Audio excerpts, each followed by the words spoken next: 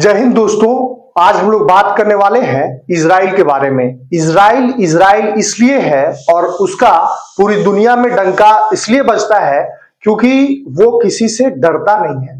अगर उसका कोई दुश्मन है तो सबसे पहले उसको मारना चाहता है।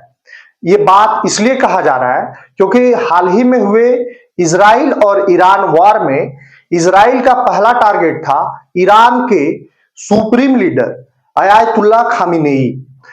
उनको मारना था इसका पहला टारगेट। किसका? तो इजराइल का। अब समझिए इस बात को कि ये मिस कैसे हुआ। इजराइल के रक्षा मंत्री इजराइल काट्ज ने एक मीडिया इंटरव्यू में कहा कि हमारा पहला टारगेट ईरान के सुप्रीम लीडर अयातुल्ला खामिनेई थे, लेकिन इस वार में कभी ऐसा मौका नहीं आया जब वो टारगेट पर रहे हों। इस वजह से हम लोग नहीं मार पाए। इसके बाद जब मीडिया कर्मी ने उनसे सवाल पूछा कि क्या इसके लिए अमेरिका इजाजत देता है, तब इजराइल के रक्षा मंत्री कहते हैं कि हमें इसके लिए किसी की इजाजत लेने की जरूरत नहीं है। आप समझ सकते हैं कि इजराइल अगर कोई वॉर लड़ रहा है तो वो अपने बलबूते लड़ रहा है। कि कोई अमेरिका का सपोर्ट और कोई अमेरिका उसे भर भर के आर्थिक मदद कर रहा है तब लड़ रहा है, ये दुनिया का गलतफहमी है। और वैसे भी आप समझ सकते हैं कि अमेरिका कभी भी किसी को खुल के सपोर्ट नहीं किया है।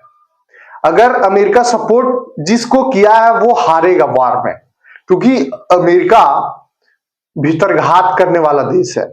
आप एक जीता जाता एग्जाम्पल देख सकते हैं रसिया और यूक्रेन वार में। यूक्रेन को वार में धकेलने का सबसे बड़ा अगर कोई जिम्मेदार है तो वो है अमेरिका। और आर्थिक मदद देने के बाद उसके बदले में कैसे यूक्रेन के जो मिनरल्स हैं, रेयर मिनरल्स, उसको कैसे एग्रीमेंट करवाता है, उस पर कैसे अधिकार जमाता है, कोई अमेरिका से सीखे। मतलब कि आप समझ सकते हैं कि पहले आपको मदद देगा कि आप लड़ाई लड़िए और अपना पैसा खर्चा करते जाइए, लोन में बचते जाइए, उसके बाद हमारा फिर गुलामी कीजिए, आपके रिसोर्सेस पे हमारा नजर है। तो इजराइल को अमेरिका का सपोर्ट की जरूरत नहीं है। इजराइल इतना पावरफुल है कि लोग उसके सपोर्ट में खड़ा हो जाते हैं। इजराइल का जरूरत कौन सा वर्ल्ड के कौन सा कंट्री को नहीं है। इजराइल के पास जो अभी टेक्नोलॉजी है वो किसी भी वर्ल्ड के किसी भी कंट्री के पास नहीं है। तो कोई कंट्री इजराइल को सपोर्ट नहीं कर रहा है, सपोर्ट करने की मजबूरी है क्योंकि इजराइल इतना आगे है। अगर इजराइल चाहेगा तो वार तो ऐसे कोल्ड वार होना स्टार्ट हो जाएगा वर्ल्ड में, क्योंकि टेक्नोलॉजी के मामले में इजराइल का कोई कंपैरिजन है ही नहीं। और इजराइल और ईरान वॉर में अगर इजराइल जो है ईरान पे अटैक करता है तो अपना सेल्फ डिफेंस के लिए करता है। इजराइल को खतरा था ईरान से, न्यूक्लियर वेपन की वजह से वो अटैक करता है। ऐसे इजराइल किसी को अटैक करने वाला नहीं है। अगर आप इजराइल और हमास का वार देखें जो गाजा पट्टी से स्टार्ट होता है, तो गाजा पट्टी पे शासन करने वाले हमास ने ही सबसे पहले इजराइल पे अटैक किया था और इजराइल के 1100 नागरिकों को, निर्दोष नागरिकों को मार गिराया था। कौन मारा?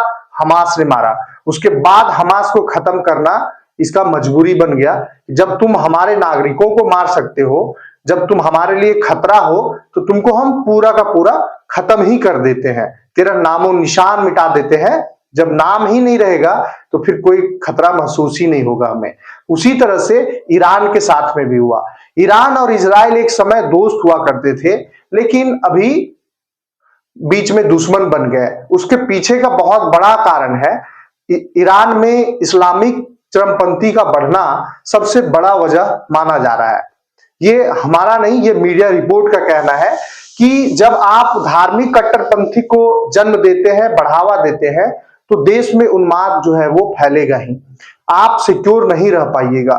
चाहे दुनिया का कोई भी कंट्री को उठाइए, अगर कोई धार्मिक उन्माद को ज्यादा तवज्जो देता है तो उसका जो जीडीपी है वो किस हालात में होता है आप पाकिस्तान को भी देख सकते हैं, जीता जागता उदाहरण है।